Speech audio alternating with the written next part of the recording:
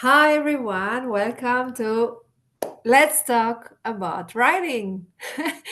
And today we have with us Tamara, and she will be with us. And Tamara, please can you please introduce yourself? Yeah, I would love to. Adelia asked me a little while ago. I met Adelia through a networking group not long ago.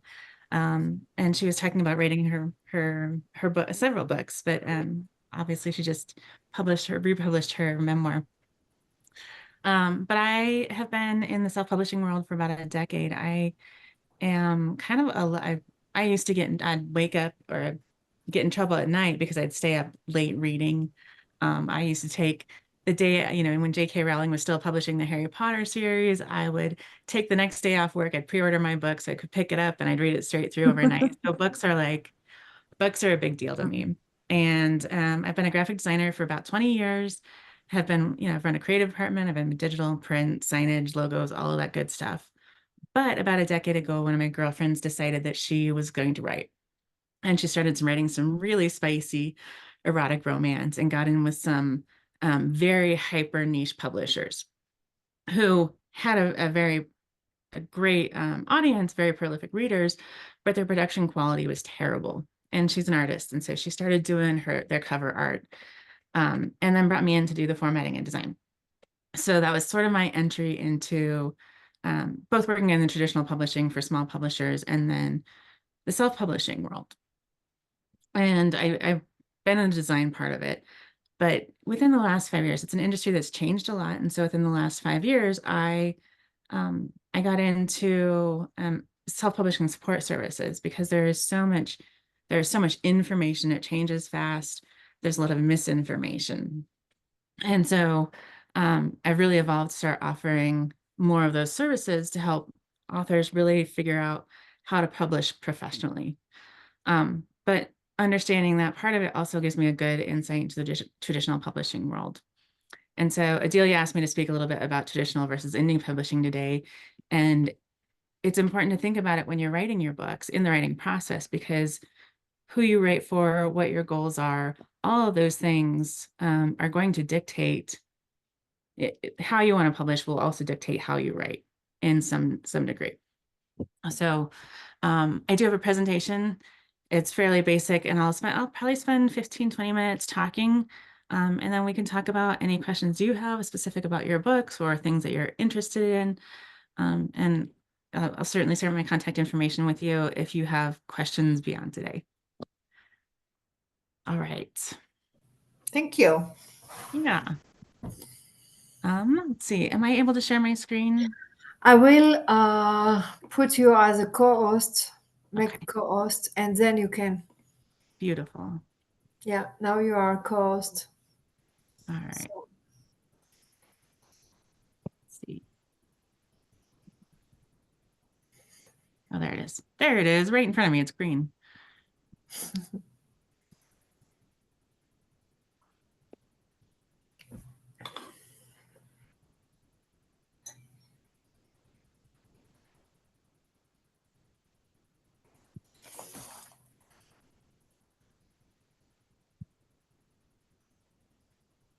Let's see if this works. I'm not sure it's going to allow me to.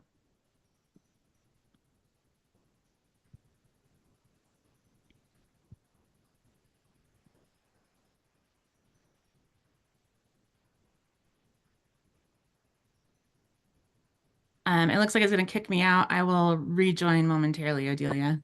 okay, no worries. Diana.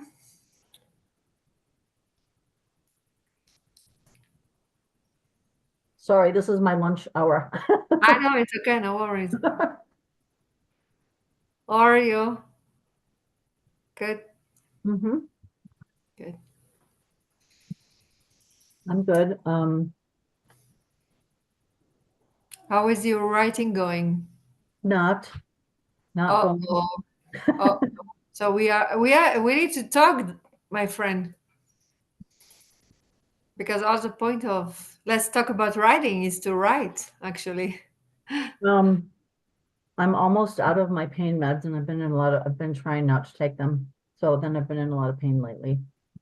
Oh, I'm so Um, sorry. I'm I'm supposed to get sorry. new insurance on the 1st, so hopefully I'll get a new doctor who will then give me pain meds. Oh, good. So yeah. Okay, my apologies. No worries. Dennis again. Okay. Odelia, I'm gonna join on my laptop so I can see the presentation Yeah, I better. Just I, you see me coming in twice. That's me. I just let you in. Let me turn this off. It looks like it says host disabled participant screen. What? I'm getting a message that says host disabled participant screen sharing. You can do it now. Okay. There we go. Okay. You good? Yeah, I think so. Yeah, you good. Okay, good. Perfect. All right.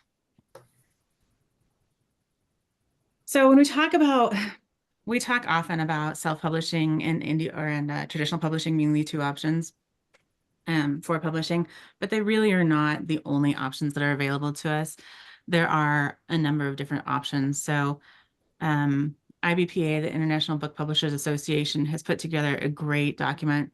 It's they call it MAP, but it's models.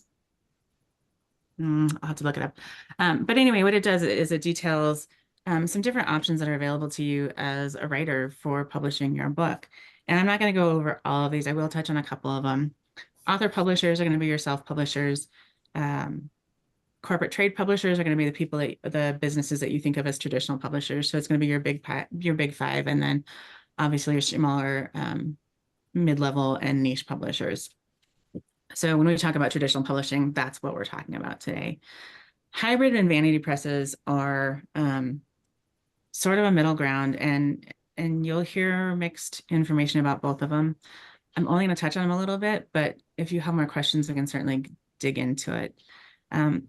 Hybrid publishers, in theory, will vet your manuscript and make sure that it is commercially viable, that it is worthy of being published. But because publishing is so expensive, they ask you to invest into that process. Okay, so it is a pay-to-play model. They decide that this is a worthy book, you pay so much, and then it's usually a royalty split. Vanity presses are often calling themselves hybrid publishers, but the major difference between these two is that a vanity press doesn't care if your book is commercially viable, if it is worthy, if it is quality. And you may pay a tremendous amount of money to have them publish something that really isn't going to sell or doesn't have any merit. But the terms are used interchangeably in the industry, so it's really important to go through and do your research and actually find out if you're working with a hybrid publisher or a vanity press. The benefit to this is that it's a kind of a one-stop shop. You decide you want to have your book published, you pay a fee, they're going to have their team of experts, their editors, form editors, designers. If it's something that you just want done, it's a great option. And even vanity presses have their place. They get a really bad reputation, but if you go into it knowing what you're doing and you have the money to invest, maybe it's a good option for you. For most authors, it isn't. There are better options, but it is an option. Service providers are going to be places like BookBaby, where you can sign up for one or all of their services. It is pay to play, but they're not necessarily publishing your book. They're just providing those services for you so you can go ahead and publish your book. Certainly you can go as an author publisher, you can go through and you can hire people to do those things for you. It's a bit of a gray area. We won't spend a whole lot of time on that. Today, we're really talking about the difference between self-publishing and traditional publishing.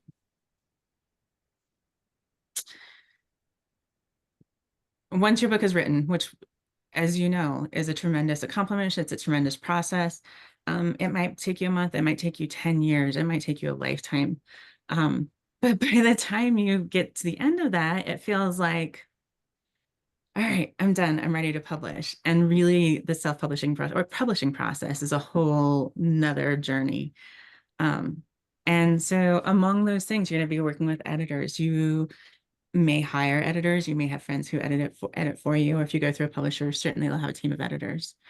You might have I developmental. I have something to say about that. Sorry, I am Yeah. interrupting. but I think there are at least two editing we don't skip.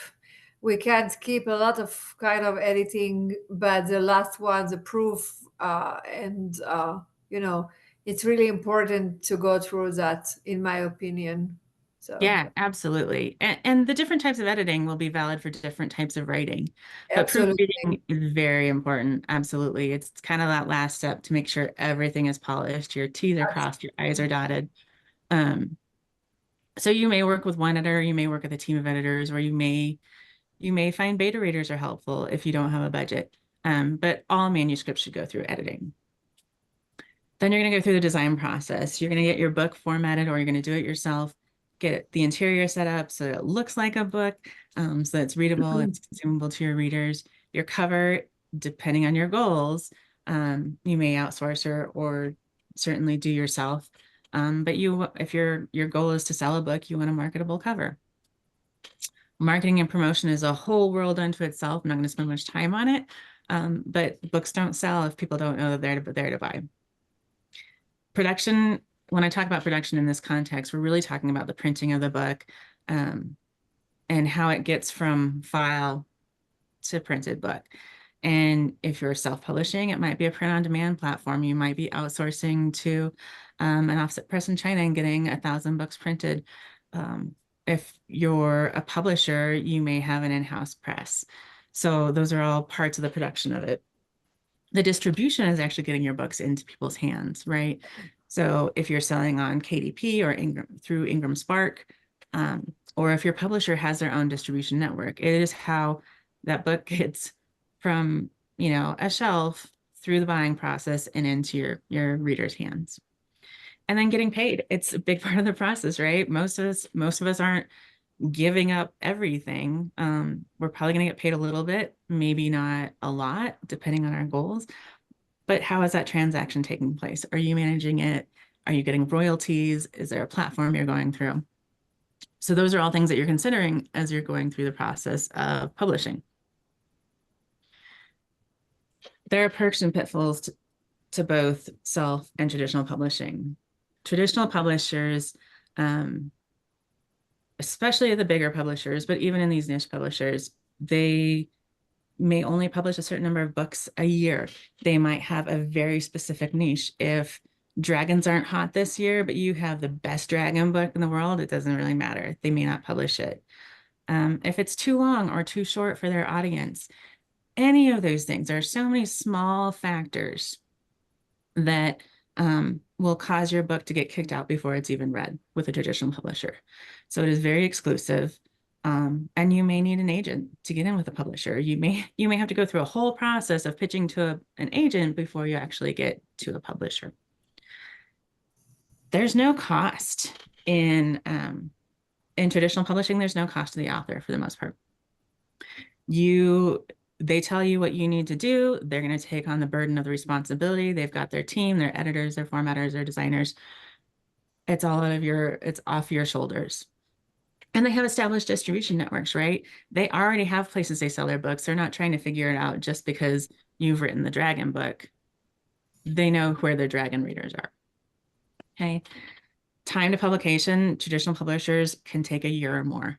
It's not a quick process. They've got to go through an entire team of people. You may or may not have control over the editing, the cover, the blurb. They make some pretty substantial changes to your writing that, depending on your contract, you may have no say over. The idea of getting royalties, I put advances and royalties in as a negative, not because getting money is a negative thing, but because you get such a small percentage. There are so many people contributing to this process that they all have to get paid. So as the author, you get a very small percentage, and that might be 10 to 15% with a traditional publisher. That's not necessarily what it is across the board. Your contract will dictate that, but it's going to be a small percentage. And if you're lucky enough to get an advance, that advance may need to be paid back before you see any additional royalties. And some publishers will not pay out royalties until the cost of production has been returned. So if you got a $5,000 advance and a $10,000 in production costs, you may not see a penny until that $15,000 is paid off. But if you earn $30,000 in the first month, well, $15,000 is a nice little paycheck. So it's not that it's necessarily a negative, but it is something that you need to consider. You may need to have an agent, and your contractual obligations can be pretty intense. Some publishers require a first right of refusal. So if you've written this book, this dragon book, and it's amazing and readers love it, and they're ready for the second one, and you're like, I can do this better. I have a better audience. I can sell more. I want to make more money on it. If your contract says that the publisher has the first right of refusal, you may not be allowed to publish it. You might have to publish that book through them. Or say they did a terrible job with it and you're really unhappy with how it was edited and the cover doesn't look anything like, it looks like a lizard, not a dragon. And you want to redo it yourself. You may or may not have the opportunity to have your rates reverted back to you. Or what does that look like? Do you have to pay to have your rates reverted? So it's really important to read those contracts with a traditional publisher. And then we talk about self-publishing, right? So a lot of those things that you don't have control over in traditional publishing, you get in self-publishing. You have absolute say. You get to decide what that cover looks like. You get to decide where it's published. You get to decide your price point. All of that, the majority of that revenue comes to you. You still have the cost of production, and you still probably have some percentage that you're paying out to a publishing platform like KDP, Ingram Spark, Lulu, Barnes and Noble, Draft-A-Diddle, any of those companies will take a percentage, but the percentage they take is going to be much smaller than a traditional publisher. So you may be looking at getting back 40 to 60% of your revenue. Okay. If you want to publish tomorrow, if you want to take that manifesto that you created in high school and you want to upload it and publish it, and today you could have it published tomorrow. I mean, realistically, you could do it in no amount of time. So depending on your resources and the time and availability you have and what your goals are, time to publishing is almost non-existent. And those voices that publishers don't always pick up, difficult subjects, controversial subjects, voices that just aren't popular right now. If we're talking about, if dragons aren't popular, but we have the best dragon book in the world, we can publish it. We don't have a traditional publisher as a gatekeeper. So we're talking about, these 52 bouquets, your personal experience, this therapeutic year that you had of learning to love yourself. That may not be a commercially viable book from a large publisher, but it doesn't mean you don't have an audience and that it isn't worthy of being heard. Adelia, certainly your book and your personal traumas and your history may not be a commercially viable book on a large scale, but you absolutely have an audience. And when you find that niche and can access it, self-publishing makes that a really viable, powerful option. The flip side of having everything taken care of for you is that you are responsible for all of your costs, and costs are time, money, and resources, and what you have available to put into your book. You may not be an expert in formatting. I have 20 years of experience in formatting and designing information, but if you have only ever read a book, trying to figure out what that looks like might be a different experience for you.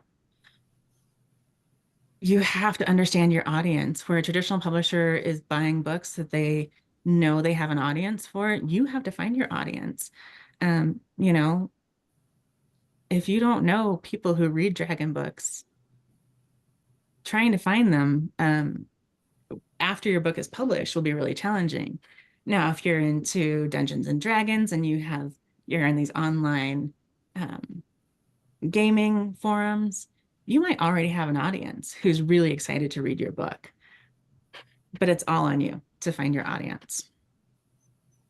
One of the things that I think a lot of authors run into in the production end of it is, I want that book with the embossed cover. I want the gold leaf and I want the embossed cover. You think Fabio romance novels, the 70s. That's not available in a print-on-demand model. It doesn't mean it's not available to you, but you're going to have to figure out a way to do it a little bit differently. in the self-publishing world, it becomes very costly and very challenging to manage. So there are limitations in the production end. I want to talk a minute about reputation. It's in here because self-publishing has had a really mixed reputation over the last 15, 20 years.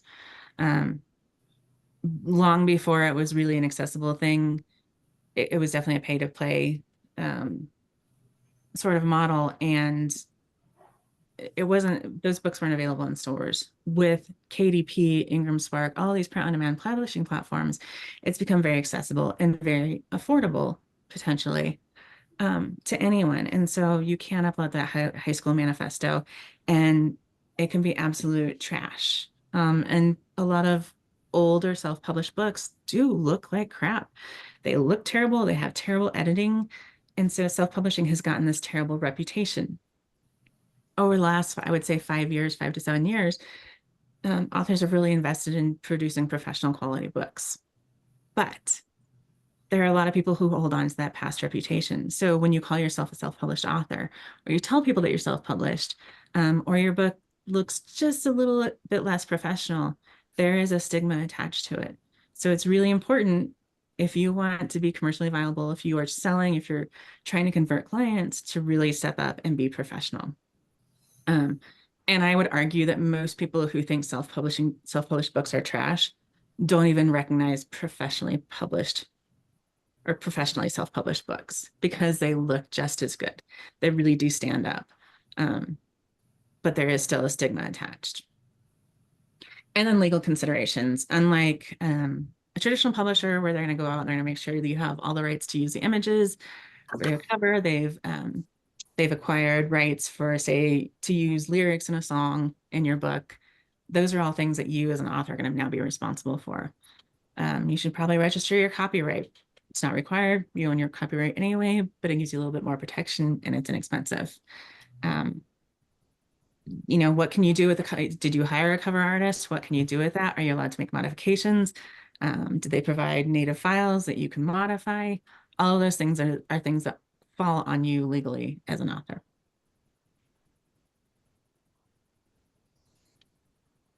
And so I talk a lot about publishing goals and how they're going to dictate what you want to do. There are a lot of reasons to write a book. If you just want to make revenue, if you just want to make money, if you love writing and you want to make money from it, you want to make a career out of it, beautiful. That's a wonderful goal.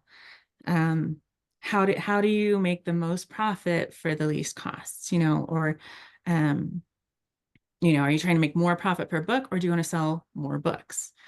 Those are different ways to do it. You know, if you want a very affordable price point, but you're going to sell 1,000 books, beautiful. You know, maybe you're making $4 a book. Cool. Or you want a really high quality book and you really have niche authors and they're going to spend $50 a book, but you might make, you know, $2 on a book. How much longer is it going to take you to sell all those to make that same amount of profit? Okay, these are all valid reasons that people write. Building a community, social impact, certainly. You might be writing a family history. I've seen some beautiful family history books. They're not commercially viable. We're not going to send them out to the world. They don't care about my, you know, great grandfather Leon, who came over from Switzerland, right? Nobody but my family cares about that. So my production on it is going to be different. What I want to do with it is going to be different.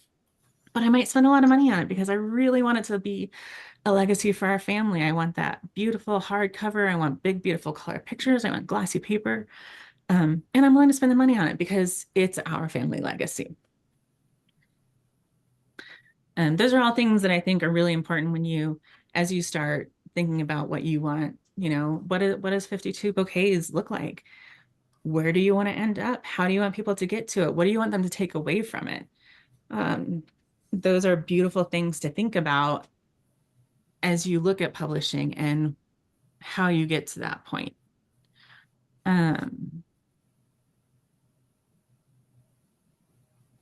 And if at the end of this, you want some sort of return on your book, whether it's revenue, you want to convert leads, build clients, establish your expertise. Sorry, my dog is barking. What is then, if you expect a return, even if it's just building a community, do you want people to join your group? what are you willing to invest into it to get that return? And so then we talk about publishing as a business, right? Especially in self-publishing. And I'm gonna switch away to a different screen, and it'll be a little bit difficult to read, so I apologize. But one of the things that I talk about with clients is that it's important to know what your costs are, to start visualizing these things. And as you're starting to look at your books, what are the actual dollars? There's gonna be a lot of assumptions. There's a lot of variability in all of this, but I'm gonna walk through this. So this is assuming that you're publishing as a self-published author. Okay, we're gonna need to make some big assumptions here. This is gonna be a 350-page book, 6 inches by 9 inches. We're printing it in black and white. It's on cream paper. It's a paperback. Okay, we're gonna sell the print book for $15.99. The ebook will be $9.95. We've gone out and we've paid for these services. We want to make money off this. So we've paid $500 for cover art. We've paid $800 for formatting, $2,500 for a developmental edit, $500 for proofreading. We went out and bought our ISBNs because if we want to be wide, that's a good practice. We can talk more about that if you want to get into it. We're going to register our copyright because we want to protect our work. Okay. So I went KDP, Ingram Spark, Lulu, almost all these platforms have royalty calculators for you. They'll give you an estimate of how much you can receive or how much will come back to you when you sell a book. So these assumptions are based on KDP. If we sell this book for $15.99, the print version, we will get $4.39 per book in revenue. The ebook, because there are less production costs associated with it, we're looking at $6.47 per book. So your cost or your return on ebooks is much higher, but it's not always, it may not be your audience's preference. So keep that in mind. So we're going to make some more assumptions. So if we go with a traditional publisher and we calculate 15% of royalties based on those same retail prices, for print, we're looking at a return of $2.39, and for ebooks, $1.49. Okay. So if we look at selling the first month, we're just getting ramped up. We sell 10 print books and 20 ebooks. Okay. I'm sorry, 10 print books and 25 ebooks. And then the next month, we're going to sell 20 books, 20 print books and 50 ebooks. And we're going to do that for the rest of the year. We're going to do that amount of books for the rest of time. It's not realistic. Sales are going to fluctuate, but just to get some numbers in front of us, we're going to look at these numbers. So if you look, I don't know if you can see my cursor. So if we calculate all of these costs, and note that we're not including marketing costs in here. Okay, so these are probably not all comprehensive costs. There will be more to it. But as you start looking at your journey, you can start putting these numbers together. But based on the costs, we've come up with $4,640 in self-publishing costs for the first year. Okay, and based on these sales, we're looking at revenue of $4,729.95. Our profit for the first year is less than $100. We're at $89.95. That's not great. You put years potentially of work into it, and you get less than $100. You're not in the red, so there's that. With a traditional publisher, same scenario. We haven't spent anything. So our revenue comes out to about $1,400. Which is certainly nicer than $100. But if we expand this out, looking into, say, the third year and our costs and revenue over 3 years with self-publishing, we've made about $14,000, spent about $4,600. So our profit is actually $9,500. If we look at those same numbers with a traditional publisher, our profit's only $4,200. So you can see over time, if you can maintain your sales, if you can keep that revenue coming in, you have an opportunity to really excel in a self-publishing model. The flip side of that is that if marketing isn't your thing and you can go with a publisher who has a really well-established audience and they're making greater sales, if you make 15% on a book, but you sell 1,000 books versus 60% on a book, but you only sell 100 books, you still can be ahead with the self-publisher. So going through this exercise and really calculating what is possible and what's likely will give you a really good foundation for deciding, do you want to invest yourself or do you want to hand it off to somebody else? They're both very valid options, and they'll really depend on what you want to achieve at the end. And I am working on putting together an actual worksheet that people can use. So if you want to get a copy of that, send me an email and I will try and get it out to everybody once I have that a little better fleshed out, so it's a little bit easier to use. Thank you. You're welcome. And I just have one more, let's see. Yeah, of course, no worries. Take your time. All right. So I know Odelia hosts writing. It's not a workshop, it's writing classes. It's a writing group, right? Yeah, I'm hosting a lot of different writing classes, but I can just say that when I first published my book, I thought I was actually I didn't want to spend too much money, and I was like, okay, let's do it the cheap way. But at the end of the day, it was the really, really expensive way because I It can had to add do up. it again. Yeah, So absolutely. sometimes it's not a good thing to say, okay, let's do it fast and cheap. I think it's much better to do, okay, let's do it slowly and right. Yeah. Um, Well, you and I know, will say, I've seen authors who have done it fast and cheap and really struggled to try and get sale, because you have a reputation now. And so even if you republish the book, sometimes you have to publish it under a different name or a completely oh, different really? name, but a different Yeah, title. no, so I didn't. Because Yeah. yeah, there's certainly some repercussions to a poorly published book. But I think the fact that about reputation. So when I did that, I published by myself on KDP, and it was I didn't do anything with it, and it was like, okay, whatever. And Yeah. then I wrote more books, and then I say, okay, we need to go back to the first one and do it like, proper way. Yeah. And I think it was really a good decision. The interesting part that I was supposed to write how I was writing 10 years ago. So I didn't, because I wanted to write like I'm writing now, and my editor said, no, we are not writing like now, because since then I changed so much in so many ways. Mostly in my writing, I wrote the second book in 2.5 years instead of 10. And I wrote the third one in less than 1 year, and my children book, like, I wrote so differently. And when we start again for the first one, I was like, no, we need to do this and that and this. And she said, no, no, no, you are writing like you were writing there. I'm like, oh my God. So it was really hard. So take your time, do hire a team, mostly an editor and a publisher. We don't need to be the one doing the stuff we don't know to do, like the cover, it's my daughter did that, but the formatting and everything, I don't know to do that, and I don't want to know how to do that.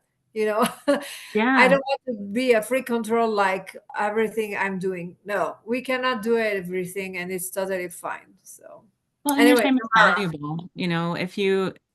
If you don't want to learn those things and you don't have the time to learn those things and it's not important to you, and you can pay a it's couple really few $100. important. It's Yeah. really important, but I don't understand, and I don't want to understand. So Yeah. but it's me. So if someone else wants to, it's totally fine. Anyway, sorry, Tamara. Yeah, No, you. and that's the beauty of self-publishing, right? We get to choose what we do and what we don't do and what we source out. It is all up to you. Are there any questions? Diana, are you writing? Are you writing a book or do you have some goals? I'm writing a book, and I have a few goals. Like I actually have a children's book in mind also. And the book I'm writing right now, I think it's still a work in progress, but I think it's going to be geared towards it's going to be like a young adult book. Um, but well, not maybe not questions, but good to know the difference. Like I knew sort of the difference, but I didn't know cost difference, so that's really good to know. Um, Also, sometimes I think I should be an editor or proofreader because I'm neurotic about it. I'm like, I should have been an English teacher because I catch everything. Sometimes Yeah. people hate me when I look at their stuff. Well, But and I think it's a good experience to be a beta reader as well. You know, if you have a critique group, if you have other people you're writing around, being yeah, a beta reader is so helpful yeah, to find some of those things and help them out and to gain some experience as an yeah, editor. yeah. I think about the beta readers, it's that it could be really amazing. I did that for two of my books, and it was really good for my children book. Mhm. And people were like, "Yeah, it's really good." And for one, the other one, it was really confusing and overwhelming because you need to know that different people will give you a different opinion, Mhm. and it's really important to remember what is your goal and to know how to filter what I need and take what, you know, let go what you need and no, let go what you don't need and take in what you need. So it's really, but I had one who really helped me, and she was a Yeah. therapist, and she really helped me. So it's depending. It's How do really you find those groups? Yeah, go ahead, Adele. Yeah. no. I just post on Facebook. Like I have a book who wants to be a better reader. Oh, yes, yes. But there are Okay. a lot of a group on Facebook. But maybe Tamara for sure knows better about that. Yeah, I would say there are definitely beta reader groups. And then if you are you can there are, so many writing associations and groups that you can join. So if you have a critique group or um it's a great place to find people. But as Adelia was saying, I think it's important to vet those people to kind of establish what your expectations are. This is a book that deals with sexual assault. Are you comfortable reading it? Mhm, Because if you're not, mhm. then you're probably not Absolutely. going to give a very good, good feedback. Right, right. And I need it done by this time, and I would like you to post a review by this time or on this date. So setting those expectations will help mitigate some of those challenges. But beta readers, we generally don't pay beta readers. So Okay. our expectations of them have to be a little bit limited. Okay. Exactly. Yeah, for sure. So, But it was a really interesting experience for me, and I think I may do it again someday. yeah, But it's really interesting, and it was the first time I did it, so it was for me. It was like, oh my yeah. god. And there's a lot of misinformation. It can be really overwhelming. All of it. I mean, the whole process of self-publishing it is what you make of it. But trying to find that Absolutely. information can be really challenging. So finding good information is well worth it. I think also about the reputation, about what you said before of about self-publishing. I think that you do need have to do. For me, it's not about self-publishing or anything. It's about the quality I want to Mhm. put in my books, and it's really high quality, and that's why I did the first book again because Mhm. I did the first book again because people I paid long time ago didn't do a good job in editing, formatting, and translation. And I didn't know because I just came here, and in Yeah, Hebrew, my book was super high quality. But in Hebrew, it's all the other side around, right? And right. so anyway, if you are a person of I want to put a good quality, and so I don't really mind about reputation of other authors. And yes, I find so many books like, oh my gosh, really thirsty, and I don't know English that well, but I'm like, Yeah. but and also I think it's like about the audience. If it's the first book, uh, it's really hard to find your audience. But if you're writing more books, the second book is like, oh, I have more opportunity and more to Yeah. grow. Anyway. Well, and I because- think something that I don't think happens as often in traditional publishing, but certainly in self-publishing, is that you have an opportunity to invite people to connect with you, you have that put that call to action at the end of the book, whether it's follow me on Facebook, join my community, I'm on Discord, I've got Patreon, I put out a serial on Patreon or Vella or Ream, inviting readers to actually engage with you so that you can establish a relationship with them and let them know when the next book is coming out, or share your favorite authors or whatever that looks like. I didn't talk about it in this presentation, but self-publishing through like print on demand through KDP or Ingram Spark is challenging because you don't get a way to connect with your authors unless they reach back out to you. But Lulu is a great platform that has some integrations. It's a little bit higher quality. It's a little bit more costly in the self-publishing world, but you can sell direct from your website. And so you can actually capture reader information.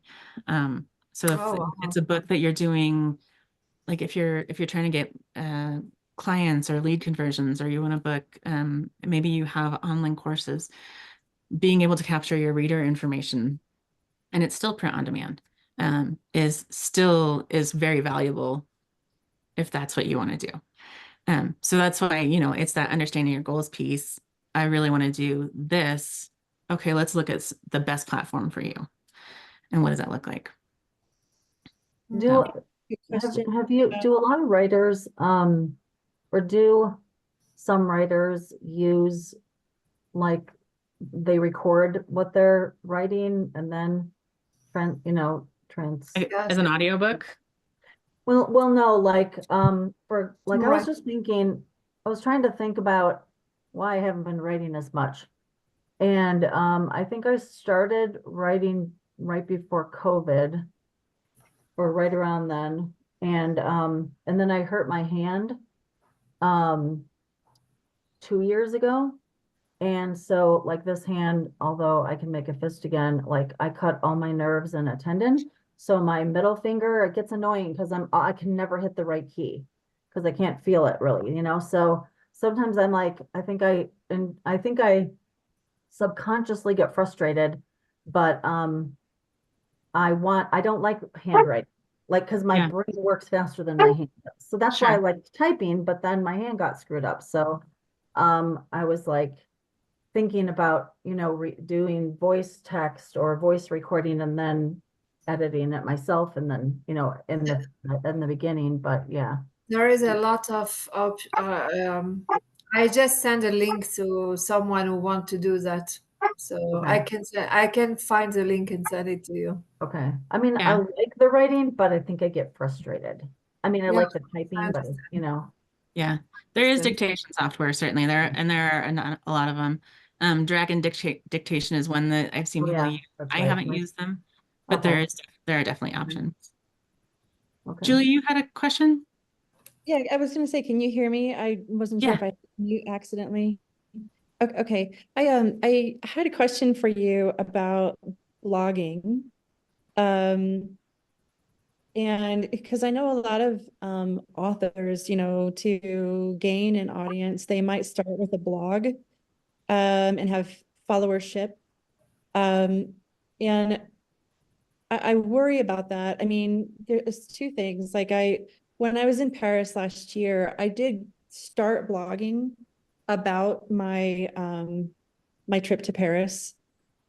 And some of the things that I wrote about are things that I'm actually putting in my books, although I'm kind of revising how I say things. And but I wonder about, you know, um, my ideas and my stories and things not getting ripped off if I go to blog and I have a followership, because I know there's a lot of blogs out there that aspiring authors will join that are popular with other aspiring authors, and they'll look through other blogs, and your blog might get promoted on some of these platforms.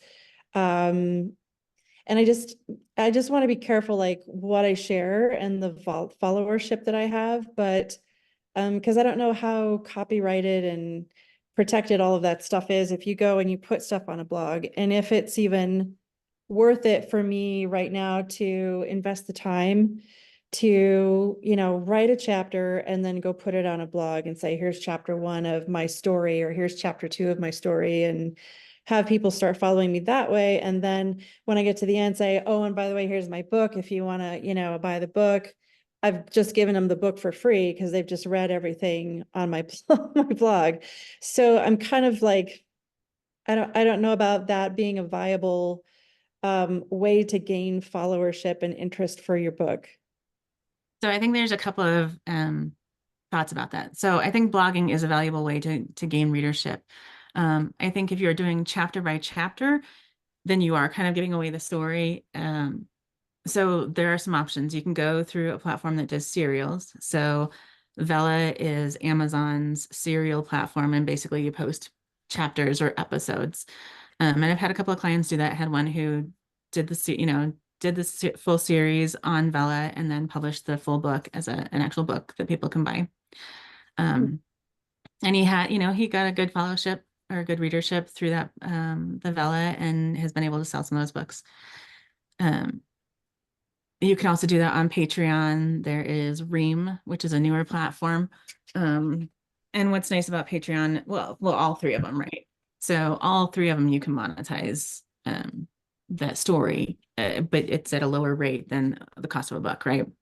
And Ream and Patreon have different levels that you can charge. So if you want to post chapter by chapter and build an audience, that's a viable way to do it. I don't know that I would just put it out there as a blog necessarily. You might write about, maybe share a couple of paragraphs of what that chapter looks like, and then what inspired you to write it, or what, whether you're talking about the location that inspired that, or the extra information around it that makes it interesting to people. I love that option more personally. Well, and again, it builds relationship. Exactly, and it builds connection. Yeah, it's more about connection and relationship, not just I'm writing a book. Here's a book, and more about I was in Paris, blah blah blah, and more, around it. So yeah. So I think the bigger story that I'm going for is not just the book itself, but as a career, I would like to offer life coaching to women who are going through the transition of life that I've gone through, being in my 50s. Beautiful. And having a vision for yourself and being able to practice self-love, being able to take care of yourself, gaining independence, not being afraid, not being so caught up in everybody else's life that you end up alone. And I want to have a followership where either, by through a YouTube platform or something, or Patreon, I can host a discussion group, have a Facebook group and a followership there, and that they kind of feed each other. People who are interested in the book, people who are interested in life coaching and talking to other women who are going through similar life circumstances, and having that kind of, be like a symbiotic thing that is kind of like that's the bigger goal for me. And so I'm just kind of wondering where to start. Do I just, just focus on finishing writing my book, getting it proofread and edited and out there, and then start with the group stuff? Yeah, I'm kind of afraid of diving into the whole blogging and building the audience right now. Like, I don't want to put the cart before the horse too much and then get like back-ended and so busy with that I don't ever even finish my book. It's like I want to get a game plan. Sorry, I have so many questions. Like, I could take up the whole hour here for everybody. So I'm sorry. we have 5 minutes.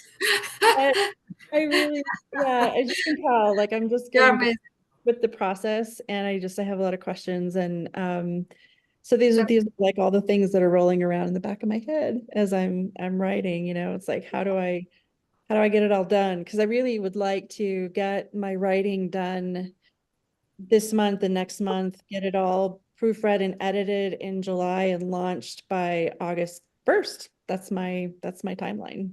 So That's fantastic. It's yeah. amazing. I'm so excited. Oh my goodness. Oh wow. So first I think it's really for me, but for sure we Tamara will say what she think about it. But I think for me it's just finish writing the book because that's what I think it's the most important because you cannot publish a book in July 1st if you don't have a book, right? Uh I think it's for me it's just write the book. But let's see what Tamara has to say about that. I agree. I actually think writing the book is a great plan, and that's not always going to be true for everybody. But I think writing the book, it gives you that foundation to start building on, and then you can go back and you can do the blog stuff, talking about, going back and reflecting on the chapter and what that means to you now or how that's impacted somebody else in your life. That's where you can start building that community. Yeah. But that book will give you that foundation. Yeah. I also wanted to talk a little bit about you. You were worried about people stealing your work, and Mhm. that is absolutely a reality. It usually doesn't happen until the book is published. You can, like I said, registering your copyright is valuable because it gives you greater legal recourse. It doesn't stop anybody from stealing your work, but if somebody does, if somebody actually steals your book or starts monetizing your book, that gives you a lot greater legal leverage over them to actually recoup damages and really do something about it. But what I will say is that nobody's going to tell your story the way that you tell your story. So, and many of us have similar stories and we have similar experiences and so stories are probably not going to be completely unique. So you may see some similarities in somebody else's work or somebody who's in an adjacent space to you. Um, but own your story. This is about you and what you can bring. And so Mhm. we do our best to mitigate risk, but at the end of the day, you are your story, you have your own voice, and that's what your audience is going to be drawn to. Mhm. Yeah, absolutely. I remember when I wrote my book in Hebrew, and my editor is a famous author in Israel, and he published a book. And in the book, I'm reading, and I'm like, oh my gosh, there are a lot of stuff I know already. And it was actually inspired by my book, and I'm like, oh, I know that, and it's amazing. And I'm not like, oh my gosh, you copy me. No, I think it's inspiration. It didn't copy me. It just get inspired. And if I can inspire and such a big author, I'm like, because like Tamara said, I have a unique voice. So even so, if he picked something from my book, it doesn't sound like me. Okay. And I want sound like him, and I don't want to be sound like him. So Yeah. Copying is the best form of flattery. yeah, absolutely. Absolutely. And Yeah, you more don't want someone to copy They're it stealing verbatim. revenue from you. That's not good. what? Right. What did you say, Julie? It's flattery unless they're stealing revenue from you Right. and taking away Right. from your I audience. don't. Then that's No, no, I know, but to get to that point, you need to be in another like place or level. It's not happening right now or right away. You need first of all to build a lot of stuff before you get there. So Mhm. yeah, no, it's not. I think people more they want to be inspired, and they want a yeah, they want to have like connection and feel less alone, Yeah. and and say, oh wow, it's amazing, I love that because I don't know, I love Paris. Or but Mhm. with time we get to more and more closer to what you want to say. So anyway, okay, thank you, Tamara. It was so amazing. I like it. You. I will share my email in the chat here. Uh, Yes, of course. so I am always happy to answer questions if you have questions or whatever via email, and certainly I'm available for my services. But I come from a world of abundance, so if I can help you in any way, please reach out. I love working with authors. It's my favorite thing to do. So Thank you. Thank you so much, ladies, for joining us. And of course, if you have more question or anything you need, you can email Tamara or myself. And our next Zoom call is on June 4th, right? Yeah. So June 4th, and I just want to share that in the first Tuesday of the month, we are actually doing a question and a writing prompt and all kind of other stuff. And we are sharing and asking question and other stuff. So thank you so much for joining and have a wonderful day. Thank you again, Tamara. Thank you. Thank Thank you. you.